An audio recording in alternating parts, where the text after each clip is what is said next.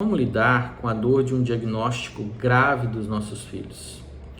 Todo pai que ama o seu filho certamente irá ficar abalado diante de um diagnóstico grave, como, por exemplo, o diagnóstico de uma criança com uma doença incapacitante, o diagnóstico de uma criança com paralisia cerebral, o diagnóstico de uma criança com uma deficiência intelectual, o diagnóstico de uma criança com autismo ou qualquer outra doença incapacitante. Provavelmente, essa deve ser uma das situações mais difíceis que um ser humano pode passar na vida.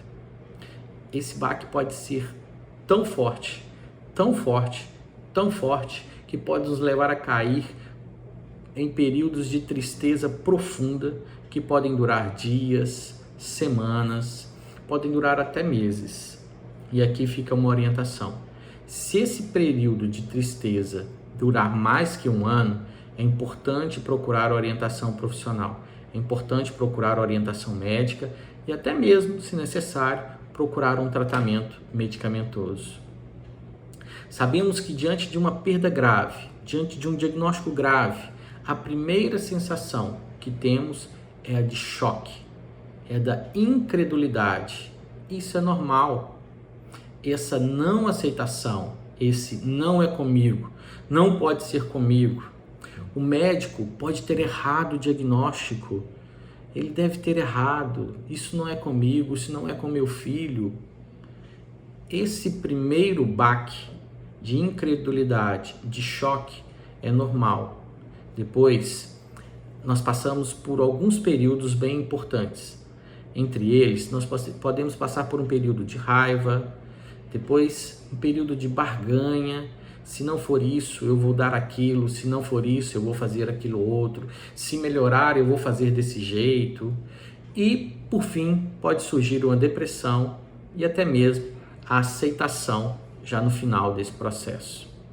Diante de situações como essa, o que devemos fazer? O que nós pais podemos fazer? Eu vou te dar 3 orientações na qual você pode tomar essas atitudes que vão ajudar você a passar por esse período. A primeira coisa é que você não deve ter vergonha de expressar a sua dor. Conte para o outro o que você está sentindo. É claro que é necessário escolher quem será esse outro.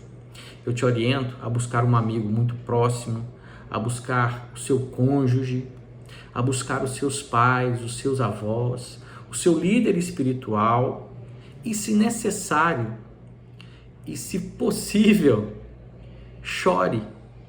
Não tenha medo de chorar. Às vezes nós temos medo de chorar porque as pessoas irão pensar que nós somos fracos, somos incapazes, mas não. Chorar alivia a alma. Chorar alivia os sentimentos. Não tenha medo de expressar a sua dor. Não tenha medo de chorar. A segunda coisa que você deve fazer diante de uma situação como essa é ter um coração agradecido.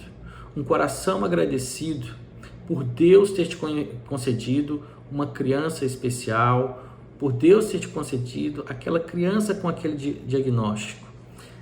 Você deve ser agradecido às pessoas em volta de você, às pessoas que te ajudaram, ao seu cônjuge, aos seus pais, a Deus. Ter agradecimento é um sinal de aceitação de que as coisas vão ficar bem. E por último, em terceiro lugar, organize a sua vida de forma a proporcionar para o seu filho com diagnóstico, para o seu filho sem diagnóstico, para a sua esposa, para o seu marido, para a sua família, a melhor qualidade de vida possível. Tente proporcionar para eles a melhor qualidade possível. Eu sei que muitas das vezes nós temos que fazer escolhas. Eu vou tirar um pouquinho ali e vou colocar um pouquinho aqui. Só você consegue saber onde você vai fazer essas escolhas para garantir a melhor qualidade de vida para o seu filho, para a sua família, de uma forma global. Portanto, diante de um diagnóstico grave, as 3 orientações de como lidar com a dor são: primeira coisa, não tenha vergonha de expressar a sua dor. Segunda coisa, Seja agradecido às pessoas e a Deus por ter lhe proporcionado essa situação.